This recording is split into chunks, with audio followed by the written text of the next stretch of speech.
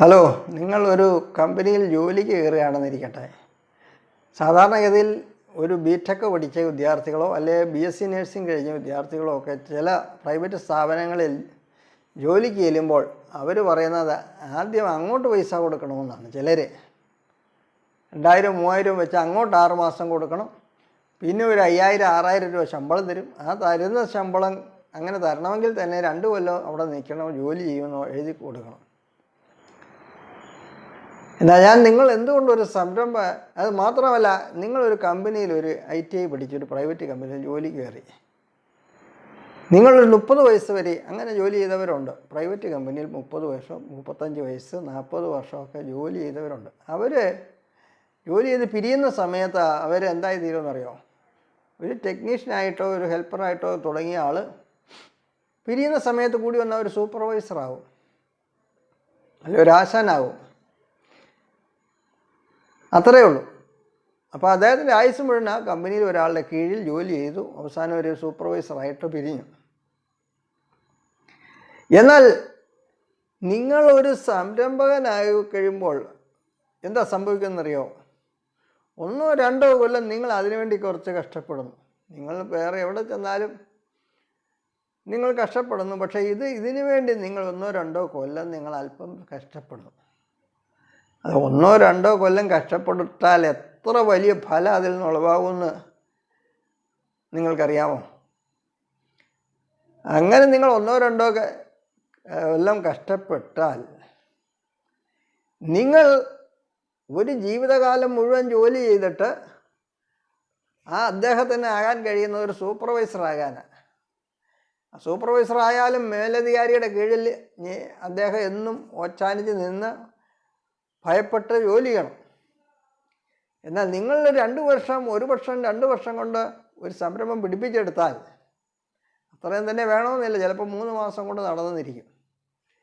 സംരംഭം പിടിപ്പിച്ചെടുത്താൽ ആ സംരംഭം ഒരു നല്ല നിലയിലായി കഴിയുമ്പോൾ നിങ്ങൾ ആദ്യം തന്നെ ആ സ്ഥാപനത്തിൻ്റെ ഏറ്റവും ഉയർന്ന പദവിയായ MD, ജനറൽ മാനേജരോ മാനേജിങ് ഡയറക്ടറോ ചീഫ് എക്സിക്യൂട്ടീവ്, ഏറ്റവും വലിയ ആളായി അന്നേരം തന്നെ ആയിത്തീരുക. നിങ്ങൾക്ക് മുകളിൽ പിന്നെ ഒരാളില്ല, ദൈവം മാത്രമേ നിങ്ങളുടെ മുകളിലുള്ളൂ. നിങ്ങൾക്ക് എപ്പോൾ കമ്പനിയിൽ വരെ എപ്പോൾ പോകാം, നിങ്ങൾക്ക് പേടിയില്ല. മറ്റൊരാളെ സംബന്ധിച്ചിടത്തോളം എത്ര വയസ്സ് പ്രായം ചെന്നയാളാ, എത്ര എക്സ്പീരിയൻസ്ഡ് ആയാലും 15 മിനിറ്റ് താമസിച്ച് പോയ ആളുടെ ഉള്ളിൽ ആദ്യമാണ് അതിൻ്റെ മുകളിലുള്ള ആൾ വഴക്ക് പറയുമോ? നിങ്ങൾ സ്വന്തമായൊരു സ്ഥാപനം പിടിപ്പിച്ചെടുത്തു കഴിഞ്ഞാൽ നിങ്ങൾ ചീഫ് എക്സിക്യൂട്ടീവ് ആയി കഴിഞ്ഞു. അതിൻ്റെ ശമ്പളം നിങ്ങൾക്കെടുക്കാം. ചീഫ് എക്സിക്യൂട്ടീവ് ആ സ്ഥാപനത്തിൻ്റെ ഏറ്റവും വലിയ ഉയർന്ന സ്ഥാനത്ത് നിങ്ങൾ എത്തിക്കഴിഞ്ഞു. പൂക്കന്നപ്പൻ മജിസ്ട്രേറ്റായെന്നൊരു പറച്ചിലുണ്ട്. എന്ന് പറയുന്ന പോലെ പൂക്കന്ന് പെട്ടെന്ന് തന്നെ നിങ്ങൾക്ക് ഒരു ഏറ്റവും ഉയർന്ന സ്ഥാനത്ത് എത്താൻ കഴിയും. നിങ്ങളുടെ മുകളിൽ ആളില്ല, നിങ്ങൾ സർവതന്ത്ര സ്വതന്ത്രനാണ്. നിങ്ങൾ ആരുടെയും കീഴിലല്ല, നിങ്ങൾ എല്ലാവരുടെയും മേലിലായി ഓർഡർ കൊടുക്കുന്നവനാണ്. നിങ്ങൾക്ക് ഇഷ്ടമുള്ളപ്പോൾ ഓഫീസിൽ, ചില ഇഷ്ടമുള്ളപ്പോൾ പോരാ. ചിലപ്പോൾ നിങ്ങൾ ഓഫീസിൽ തന്നെ താമസിച്ചെന്നിരിക്കും, പക്ഷേ അത് നിങ്ങൾ സന്തോഷത്തോടെയാണ്. നിങ്ങളുടെ കാര്യമായതുകൊണ്ട് നിങ്ങൾക്ക് അതിനകത്ത് ഒരു ബുദ്ധിമുട്ട് തോന്നിയില്ല. അപ്പോൾ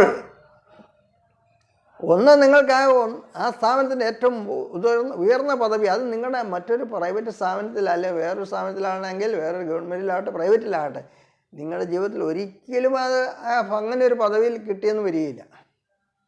ഇത് നിങ്ങൾ ആദ്യം തന്നെ ഏറ്റവും ഉയർന്ന പദവിയിലെത്തുന്നു.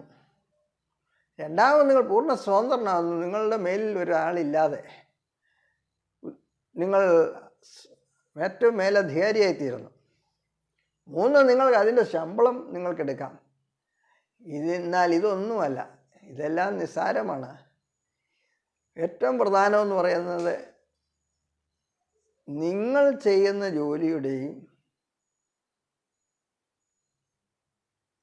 അപ്പോൾ നിങ്ങൾക്ക് ഏറ്റവും ഉയർന്ന പദവിയിലെത്തുന്നു, അതിൻ്റെ ശമ്പളം എടുക്കുന്നു, അതിൻ്റെ സ്വാതന്ത്ര്യം അനുഭവിക്കുന്നു എന്നുള്ളതൊക്കെ മാത്രമല്ല, ഏറ്റവും പ്രധാനമെന്ന് പറയുന്നത് നിങ്ങൾ ചെയ്യുന്ന ജോലിയുടെയും, അല്ലെങ്കിൽ നിങ്ങളുടെ കീഴിലുള്ള 1000 പേരായിരിക്കാം, 10000 പേരായിരിക്കാം, 10 പേരായിരിക്കാം, അവരെല്ലാം ചെയ്യുന്ന ജോലിയുടെയും ഫലമായി ഉണ്ടാകുന്ന ആ ലാഭം മുഴുവൻ നിങ്ങൾക്ക് തന്നെ കിട്ടും.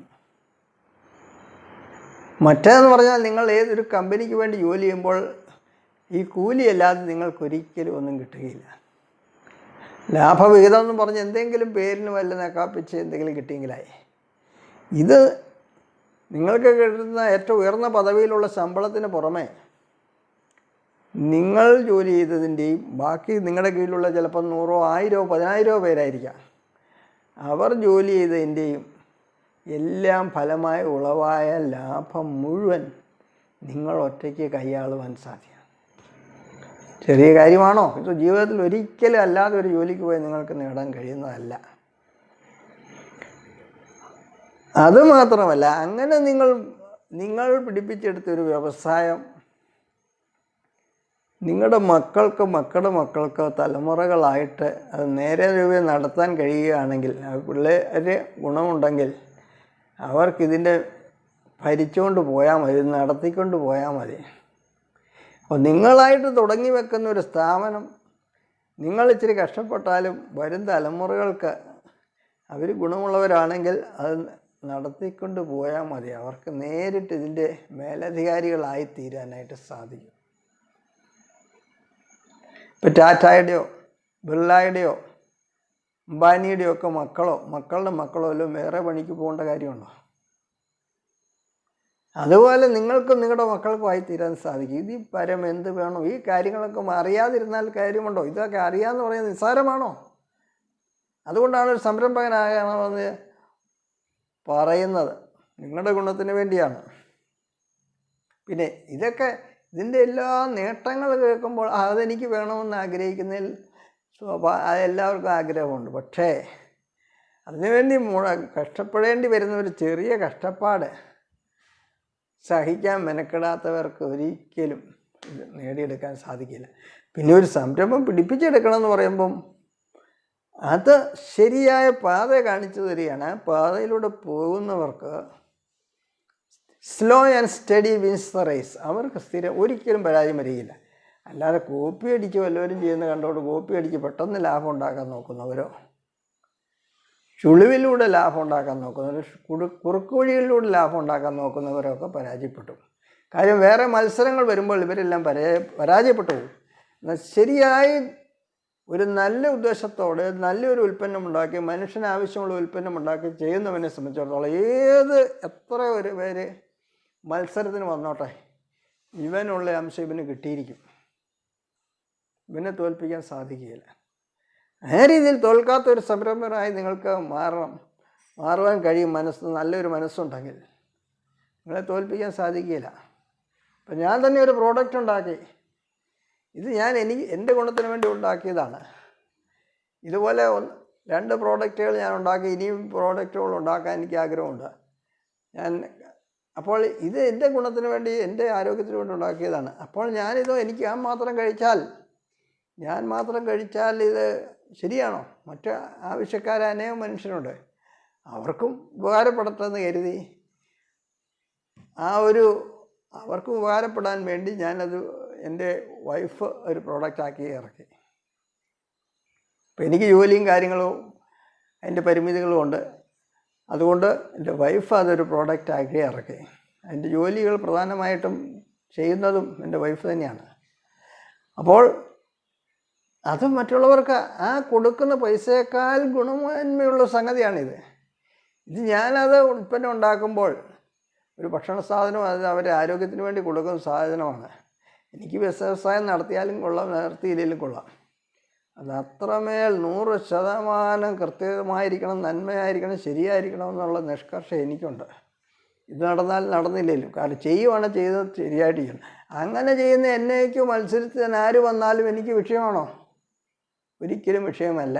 ഒരിക്കലും തോൽപ്പിക്കാനും പറ്റുകയില്ല. അപ്പോൾ നിങ്ങൾക്ക് അതുപോലെയുള്ള മാതൃകാപരമായ കാര്യങ്ങൾ നിങ്ങൾ ചെയ്താൽ നിങ്ങളെ ഒരുത്തനും പരാജയപ്പെടുത്താൻ സാധ്യമല്ല. കോൾഗേറ്റ് കമ്പനി ടൂത്ത് പേസ്റ്റുമായിട്ട് ഇറങ്ങി. അത് കഴിഞ്ഞ് എത്രയോ പേര് വന്നു, എത്രയോ പേര് പോയി.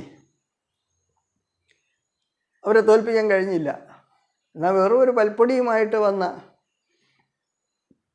നമ്പൂതിരീസ് പൽപ്പൊടി എന്ന് പറഞ്ഞ ഒരു ചെറിയൊരു പൊടിയായിട്ട് വന്നു. അവരുടെ സാധനത്തിന് പല്ലിന് ഗുണമുള്ള ഒരു സാധനമായതുകൊണ്ട് അതിന് എത്രയോ ലക്ഷങ്ങൾ കോടികളുടെ വിൽപ്പന ഇന്ന് നടക്കുന്നു.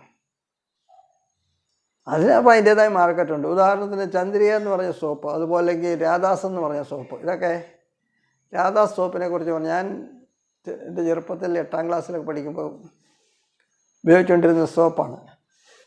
ആ സോപ്പിന് അതിൻ്റേതായ ഒരു ഗുണമുള്ളതുകൊണ്ട് എത്ര കാലങ്ങൾ കഴിഞ്ഞാലും ഇന്ന് ഞാൻ രാധാസ് സോപ്പ് കൊണ്ട് എനിക്കിഷ്ടമാണ്. അതിന് ഉപഭോക്താക്കളുണ്ടാവും. ആ ഗുണമുള്ള സാധനത്തിന് അതിൻ്റേതായ ഉപഭോക്താക്കളുണ്ടാവും. നിങ്ങൾ അങ്ങനെ ശരിയായിട്ട് ചെയ്താൽ നിങ്ങൾക്കുള്ള ഉപഭോക്താവിനെ ആരും കവർന്നുകൊണ്ട് പോവുകയില്ല. നിങ്ങൾക്ക് കിട്ടാനുള്ളത് നിങ്ങൾക്ക് കിട്ടിയിരിക്കും. അങ്ങനെ ശരിയായൊരു സംരംഭകനാകാൻ സാധിക്കുമെന്നുള്ള കാര്യം നിങ്ങളെ അറിയിക്കാനാണ്. എൻ്റെ പേര് ജെയ്സൺ ചാക്കോ. ഞാൻ ഈ വ്യവസായ വാണിജ്യ വകുപ്പിൽ ഒരു അസിസ്റ്റൻറ്റ് രജിസ്ട്രാറായിട്ട് ജോലി ചെയ്യുന്നു. ഈ വീഡിയോ സബ്സ്ക്രൈബ് ചെയ്താൽ നിങ്ങൾക്ക് പ്രയോജനമായിരിക്കുമെന്ന് പറഞ്ഞുകൊണ്ട് നിർത്തുന്നു. Thank you.